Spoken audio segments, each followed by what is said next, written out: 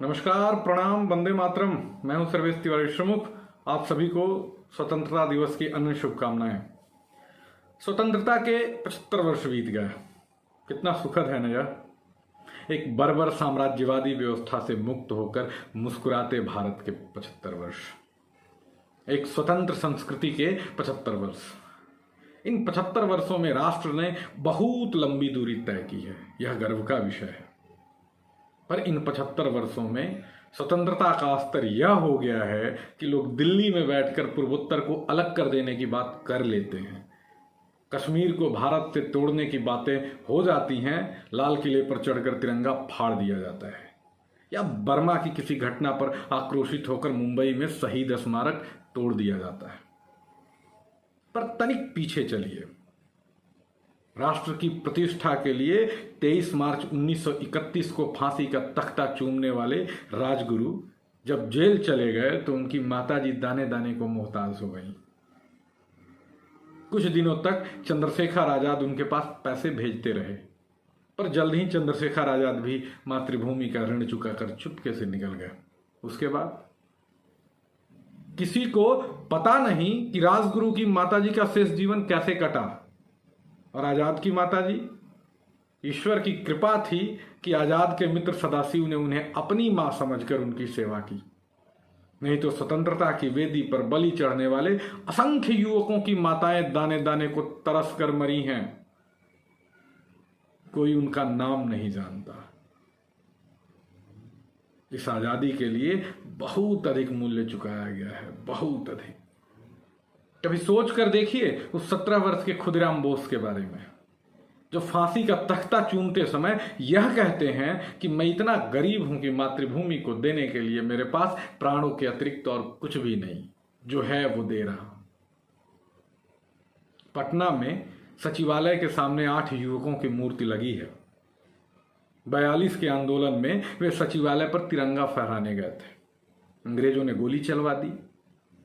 पहले को गोली लगी, वह गिरा तो झंडा दूसरे ने थाम लिया।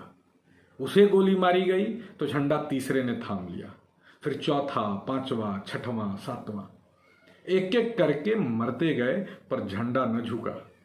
अंतिम योद्धा झंडा फहरा कर मरा।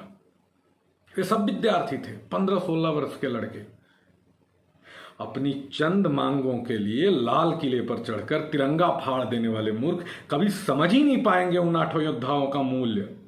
पर आजादी क्या है यह वही लड़के समझ रहे थे। आज सरकारी पैसे पर पल रहा कोई 35 वर्ष का व्यक्ति एक फर्जी विचारधारा के नशे में आजादी की नई अनर्गल व्याख्या केवल इसलिए कर लेता है क्योंकि यह सुखद दिन लाने के लिए असंख्य लड़कों ने 17-18 की आयु में प्राणों का दान दिया था। देश की सबसे प्रतिष्ठित यूनिवर्सिटी में पढ़ने वाले छात्र भले सड़कों पर नंग धड़ंग घूमने, कुछ भी कह देने और राष्ट्रीय संपत्ति की तोड़फोड़ करने की उदंडता को ही आजादी समझने लगे हों, पर आजादी का सच्चा मूल्य वह विस्थापित कश्मीरी जानता है जो कश्मीर में अपनी बड़ी हवेली छोड़कर पिछले 30 वर्षों से जम्मू में किसी 8 फीट गुने 8 फीट के टेंट में अपने परिवार के साथ जीवन काट रहा है। आजादी का मूल्य वे लोग जानते थे जो पाकिस्तान से भागकर भारत आते समय अपने पूरे परिवार को रास्ते में ही मार डालते देखे थे, जिन्होंने अपने सामने अपने लोगों की हत्या देखी थी, अपनी बेटियों का बलात्कार देखा था। सभ्यता बलिदान मांगती है। सुख के दिनों का मोल चुकाना पड़ता है और यह सभ्य समाज ही चुकाता है।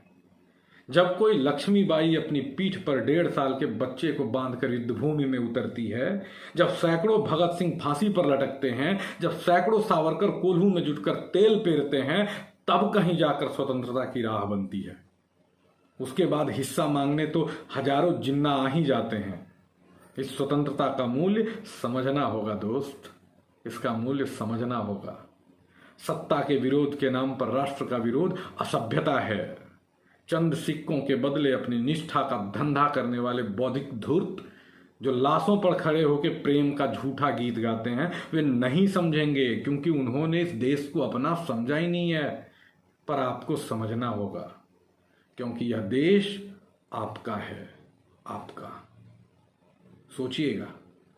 मिलते हैं फिर। वंदे मातरम। जय हो।